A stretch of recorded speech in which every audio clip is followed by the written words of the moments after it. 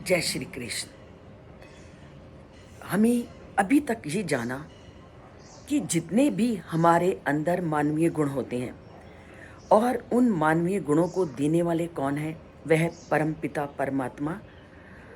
और ये अब हम पर निर्भर करता है कि ईश्वर ने हमें अनेक गुण दिए, हम उस गुणों का उपयोग कैसे करते हैं।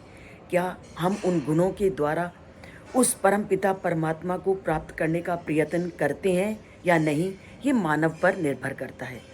परंतु जो ईश्वर प्रदत्त इन गुणों के द्वारा उस परमपिता परमात्मा की प्राप्ति का प्रयत्न करता है, तो उसके बारे में श्री कृष्ण क्या कहते हैं। वो कहते हैं तेषाम एव अनुकंपार्थम अहम अज्ञानजम तमः नाश्यामी आत्मभव स्तः ज्ञान दीपेन भास्वता।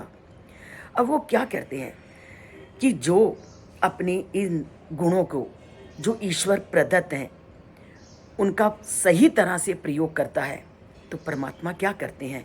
परमात्मा क्या करते हैं कि व्यक्ति के अंदर जो भी अज्ञान है उसके अज्ञान को वो दूर करते हैं। और वो कहते हैं कि मैं ऐसे लोगों के हृदय में वास करता हूँ और ज्ञान के दीपक के द्वारा उसके अंदर जो भी अज्ञान रहता है उस अज्ञान को मैं दूर करता हूँ। किन लोगों के अज्ञान को श्री कृष्ण दूर करते हैं।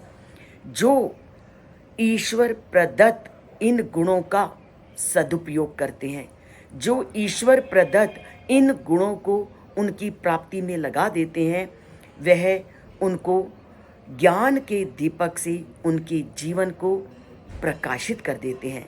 मानवीय अज्ञान को वो दूर कर देते हैं जो उन गुणों का अच्छा प्रयोग करता है। अब जानते हैं अज्ञान क्या है।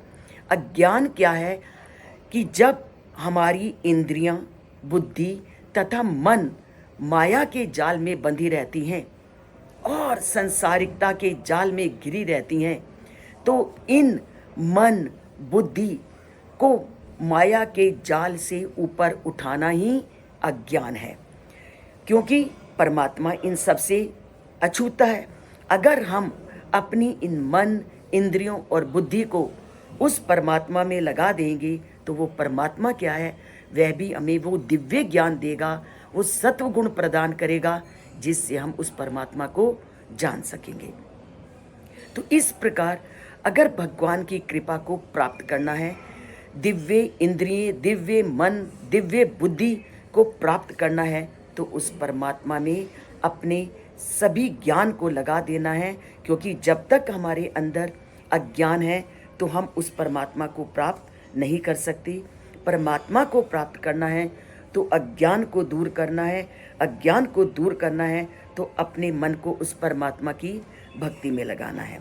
तो परमात्मा की भक्ति में लगाने के लिए, उसे जानने के लिए गीता के श्लोकों का मनन करना, उसको सुनना बहुत ज़रूरी है। तो सुनते हैं आज से उस परमात्मा की महिमा को और अपने मन, बुद्धि और ज्ञान को इन श्लोकों को पढ़कर, सुनकर उनमें भक्ति को लगाते हैं और उसकी कृपा को प्राप्त करके अपने अंदर विद्यमान अज्ञान को दूर करते हैं। तो चैनल को सब्सक्राइब करते हैं और अगर थोड़ा सा भी अच्छा लगे तो लाइक करते हैं और चैनल से जुड़ते हैं। जय श्री कृष्ण।